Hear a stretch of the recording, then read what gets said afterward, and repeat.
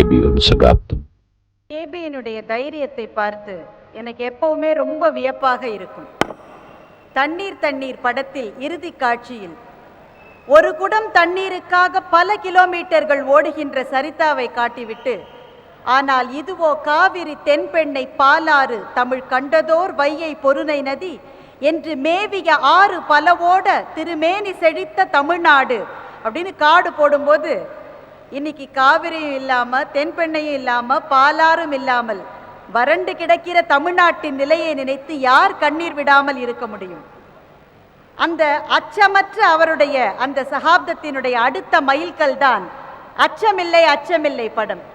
ஒரு புதுக்கவிஞன் எழுதினான், எங்கள் ஊர் அரசியல்வாதியை மலை மாதிரி நம்பினோம், அதனால்தான் அவர் அசையவே இல்லை என்று. ஒரு யதார்த்த அரசியல்வாதியை அப்படியே கண்முன்னாலே கொண்டு வந்து காட்டிய நடிகர் ராஜேஷ் தான் இப்போது அடுத்தபடியாக கேபியை பற்றி பேச வரப்போகின்ற பிரமுகர். அச்சமில்லை அச்சமில்லை என்ற படத்திலே என்னை அழைத்து முழு கதையும் சொல்லி, உனக்கு நடிக்க விருப்பம் இருக்கா இல்லையா என்பதை இன்னும் 2 நாட்கள் கழித்து சொல், நன்றாக யோசித்து சொல். ஏனென்றால் இந்த வேடம் நல்லவனும் அல்ல கெட்டவனும் அல்ல, நல்லவனுக்கும் கெட்டவனுக்கும் இடையிலே நடக்கின்ற போராட்டம். ஒயிட் கேரக்டரும் அல்ல, பிளாக் கேரக்டரும் அல்ல, இது கிரே கேரக்டர் என்று என்னிடம் சொன்னார். இதை நான் யோசிக்க வேண்டிய அவசியமில்லை சார், உங்கள் படத்திலே ஒரு சிறிய வேஷம் நடித்தால் கூட நான் பெருமைப்படுவேன். அப்படிப்பட்ட ஒரு நிலையிலே இருக்கின்ற என்னை ஒரு முழு கதாநாயகனாக என்னை அறிமுகம் செய்ய போகிறீர்கள் என்று சொல்லும் பொழுது, நான் இந்த நிமிடமே நடிக்கின்றேன் என்று சொன்னேன். அந்த படம் மிக சிறப்பாக வந்த படம், மிக அருமையாக ஓடிய படம்.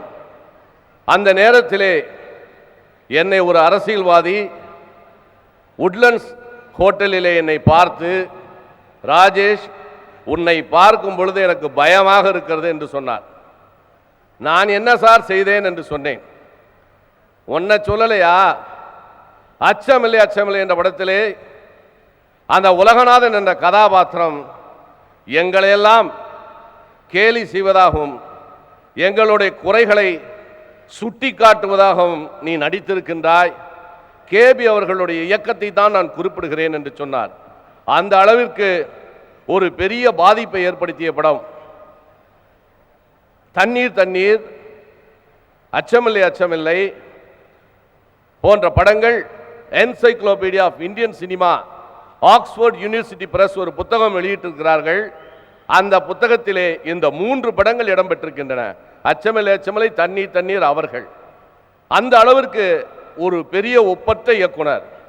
அந்த காலத்திலே சென்னையிலே நாடகத்திலே ஆரம்பிக்கும் பொழுது ஸ்லோகங்கள் போட்டு, கடவுள் பாடல்கள் போட்டு, சமஸ்கிருத ஸ்லோகங்கள் போட்டு ஆரம்பிக்கின்ற அந்த நேரத்திலே திருக்குறளுடைய அகர முதல எழுத்தெல்லாம் ஆதிபகவன் முதற்றே உலகு என்ற ஒரு பாடலை, முதல் குறளை போட்டு நாடகத்தை ஆரம்பித்தவர்.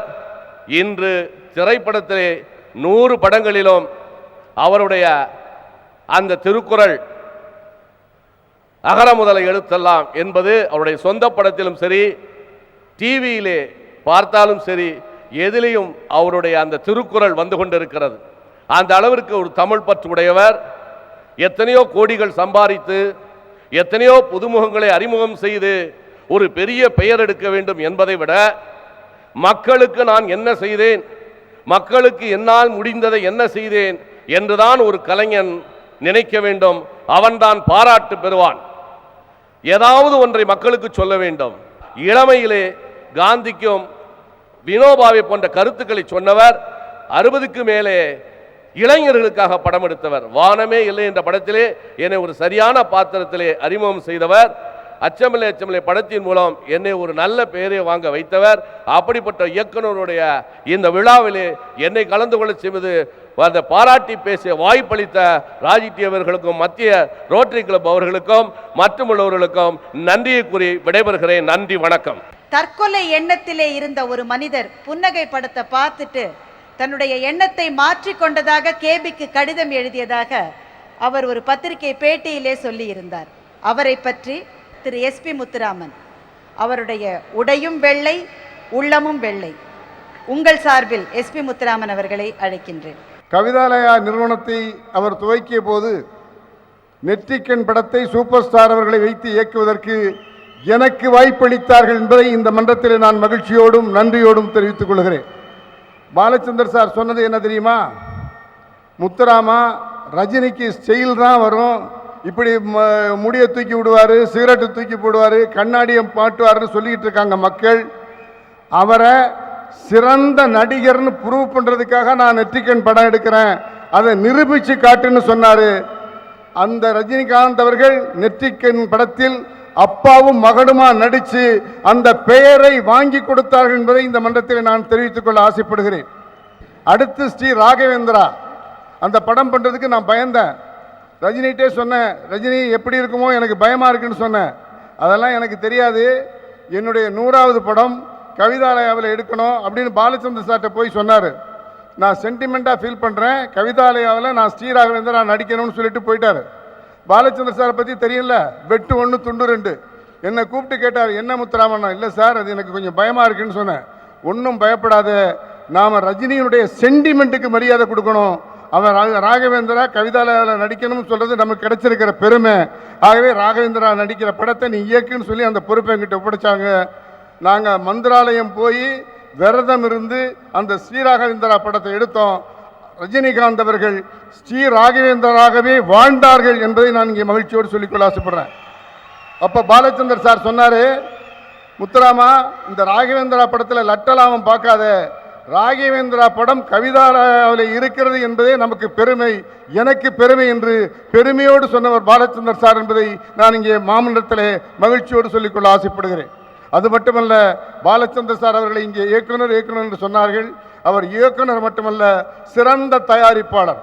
ஒரு படைப்பாளி ஏதோ 10 பேரை இன்ட்ரடியூஸ் பண்ணலாம், 15 பேரை இன்ட்ரடியூஸ் பண்ணலாம்.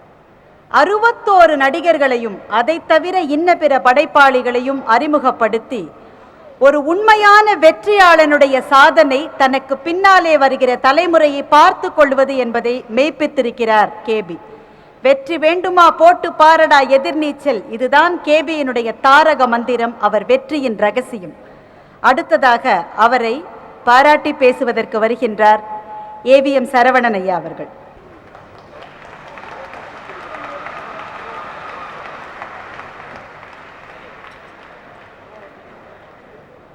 பாலச்சந்தர் சாருக்கு இப்போ நான் பொன்னாடை போத்தின உடனே அவர் சொன்னார், ஒரு வார்த்தை சொன்னார், உங்கள் ஃபாதர் இருந்து போத்தினதாக நினச்சி நான் அதை ஏற்றுக்கொள்கிறேன்னு. நிஜமாகவே இந்த மீட்டிங்கில் நான் அவரை ரொம்ப மிஸ் பண்ணுறேன். பாலச்சந்தருடைய முதல் பெரிய விசிறின்னு சொன்னால் என்னுடைய தந்தை ஏவி மெய்யப்பன். அவருக்கு இந்த மாதிரி ஒரு விழா எடுத்தோன்னா ரொம்ப முன்னாடி நின்று அவரே நின்று நடத்தியிருப்பார். அப்படிப்பட்ட ஒரு பாலச்சந்தர் சார் மேலே அவ்வளவு ஈடுபாடு, அவருடைய பெரிய ரசிகர் அவர். பாலச்சந்தர் ட்ராமாலேயும் புதுமை பண்ணினார், சினிமாவிலையும் பல புதுமை பண்ணார், டிவிலையும் நிறைய புதுமைகள் பண்ணிகிட்ருக்காரு. அவருடைய ஸ்டாண்டர்ட் வந்ததுக்கப்புறம் தான் டிவியினுடைய ஸ்டாண்டர்டும் ரொம்ப இம்ப்ரூவ் ஆகிருக்கு. அதுக்கு முன்னாடி இருந்ததுக்கும் இப்போவும் நிறைய வித்தியாசம் இருக்குது. சினிமாவிலையும் அதே போல் பல மாற்றங்கள் வந்ததுக்கு அவர் தான் காரணம். அப்படிப்பட்ட ஒரு நல்ல மனிதர், நல்ல டெக்னீஷியன், அப்படிப்பட்ட ஒரு நல்ல கலைஞர், நீடூழி வாழ எல்லாம் வல்ல இறைவனை வேண்டி விடைபெறுகிறேன். நன்றி, வணக்கம். நிகழ்ச்சியினுடைய ஆரம்பத்திலே நான் சொன்னேன், கேபிக்கும் நாகேஷ்க்கும் ஏதோ ஒரு கெமிஸ்ட்ரி இருக்குன்னு. இருவரில் ஒருவர் பெண்ணாக இருந்தால் இன்னொருவர் மணந்து கொண்டிருப்பார்னு கூட சொன்னேன். அந்த நாகேஷ் தான் அடுத்து பேச வர போகின்றார். இப்போல்லாம் விழா எடுக்கிறதுனா ஒருத்தர் விழாமல் இருக்கிறதுக்காக ஒரு விழா எடுத்துடுறது, அது ஒரு பழக்கமாக போச்சு. இப்போ இவர் இது விழாத ஒரு ஆள், என்றைக்கும் யாரும் ஒன்றுமே பண்ண முடியாது. அப்படிப்பட்ட ஒரு மகா டைரக்டரை என்னுடைய உயிர் நண்பனாக ஆரம்ப காலத்திலேருந்தே என்னை பார்த்து அவர் ரசிப்பார், அவரை பார்த்து நான் ரசிப்பேன். நான் நினைக்கிறத அவர் எழுதிடுவார். அவர் எழுதுறதுக்கு முன்னால் இது மாதிரி ஒன்று பண்ணாலும் அதான் ராவ்ஜி நினச்சேன் அப்படிம்பார். எங்களுக்குள்ள உறவுகள் எல்லாமே ஒத்து போயிட்டே இருக்கும். பட் எங்களுக்குள்ள நெருக்கம் ஜாஸ்தியாகிறதுக்கு காரணமே 2-3 விஷயங்கள் தான். ஒரு சில டைலாக் எழுதியிருப்பார், எழுதியிருக்கும் போது நான் கொஞ்சம் குறுக்க போடுவேன். இது வரைக்கும் கேட்கவே இல்லையா?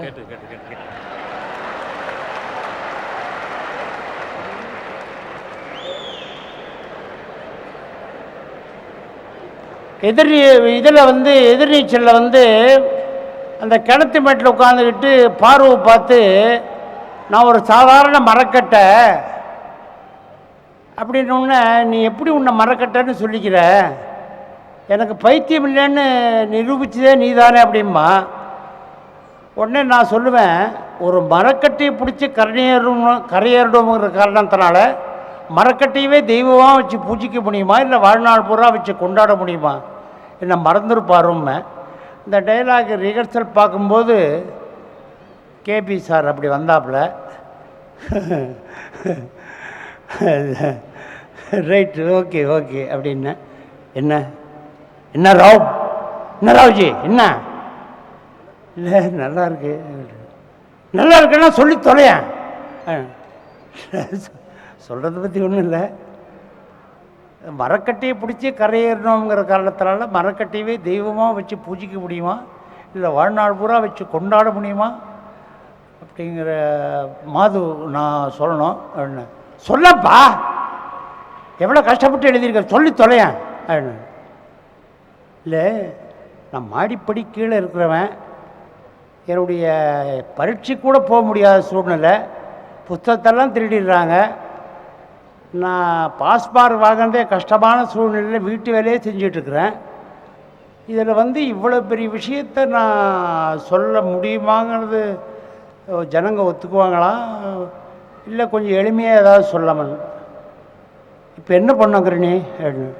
இல்லை அது உங்கள் இஷ்டம், சொல்ல சொன்னால் சொல்கிறேன், இல்லை வேண்டான்னா விட்டுறேன் அப்படின்னு. பேக்கப் அப்படின்ட்டு பேக் பண்ணிட்டார். உடனே போயிட்டேன், நானும் போயிட்டேன். ராவ்ஜி கூப்பிட்டு போனே அப்படின்றார். இல்லை சார் அவர் போயிட்டார் சார். என்ன அதுக்குள்ளே போயிட்டான்னு. சரி அவனுக்கு அடுத்த கால் ஷீட் சார், அதனால் ஓடிட்டான், நான் என்ன பண்ணிட்டான் அப்படின்னு. அடுத்த நாள் வந்தவுடனே, இல்லை ராவ்ஜி இந்த டைலாக் ரொம்ப நல்ல டைலாகு, எனக்கு எப்படியாவது அது வாயால் சொன்னால் டைமிங்கோடு ரொம்ப நல்லாயிருக்கும், சொல்லி தொலையேன், இப்போ இளவை கொட்டாத அப்படின்னாரு. அதுக்கப்புறம் சொன்னேன், இப்படி நம்ம ஒருத்தருக்கு ஒருத்தர் சண்டை பிடிச்சிக்கிட்டே எங்களுடைய நெருக்கம் ஜாஸ்தி ஆகிட்டே இருந்துச்சு. அவர் என்ன எப்படி ரசிப்பாருன்னு சொன்னால், யஸ்வரலட்சுமிகிட்ட நான் குதிரை வண்டிக்காரனாக வரும்போது கொஞ்சம் கொஞ்சமாக குனிவேன். குனிஞ்ச உடனே என்னங்க என்னங்க இவ்வளவு கீழே போயாச்சுங்க இவ்வளோ தாங்க போக முடியும், அதுக்குள்ளே தர வந்துருச்சுன்னு. அன்றைக்கி ஒரு அரை நாள் சிரிச்சிருக்காரு பாலச்சந்தர்.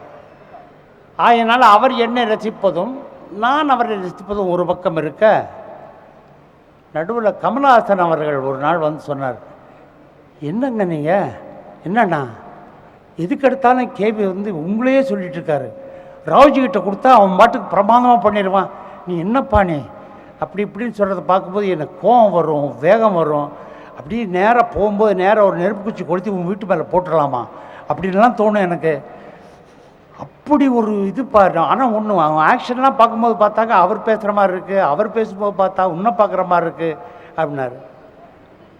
அதனுடைய விளைவு தான் இன்றைக்கி வந்து யாரும் எட்ட முடியாத இடத்தை கமலஹாசன் அவர்கள் கேபிக்கு கொடுத்த மரியாதையின் காரணமாக இவ்வளவு உயர்ந்திருக்கிறார் என்ற உண்மையை சொல்லி, இவர்களில் இருவரை பற்றியும் என் போன்றவன் ஒரு காரணமாக இருந்தேன், பேசப்பட்டேன், அதனால் முன்னுக்கு வந்தார்கள் என்பதை உங்கள் மத்தியில் சொல்லிக்கொள்ள நான் அதற்கு கூட இருந்தவனாக ஒரு சாட்சியாக இருப்பதனால் கேபி அவர்களுக்கு நீண்ட ஆயுளையும் ஆரோக்கியத்தையும் அவர் குடும்பத்தில் அத்தனை பேரும் சந்தோஷமே மையமாக வைத்து கொண்டு, காமெடி எதுவும் எடுக்க மாட்டேன்னு சொன்னீங்களாமே, ஏன் காமெடி பற்றி பயப்படாதீங்க சார், நீங்கள் எழுதுங்க, நீங்கள் எழுதாத பொடிமட்டையே தும்மாதுன்ற டைலாக் நீங்கள் தான் எழுதுறீங்க.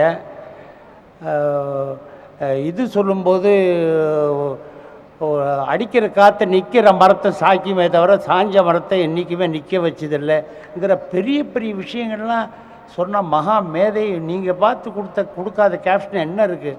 அவ்வளோ அற்புதமான விஷயங்கள் சொல்லக்கூடிய உங்கள் எழுத்துக்கு அவ்வளோ வலிமை இருக்குது. டைரெக்ஷன்லாம் அப்புறம் பார்த்துக்கலாம், எழுத்து தான் சார் முக்கியம். அதனால் நீங்கள் இந்த சேவையை தொடர்ந்து எழுத்துக்கு முதலிடம் கொடுக்க வேண்டும் என்று கேட்டுக்கொண்டு இந்த வாய்ப்புக்கு நன்றி கூறி விடைபெறுகிறேன். வணக்கம், நன்றி.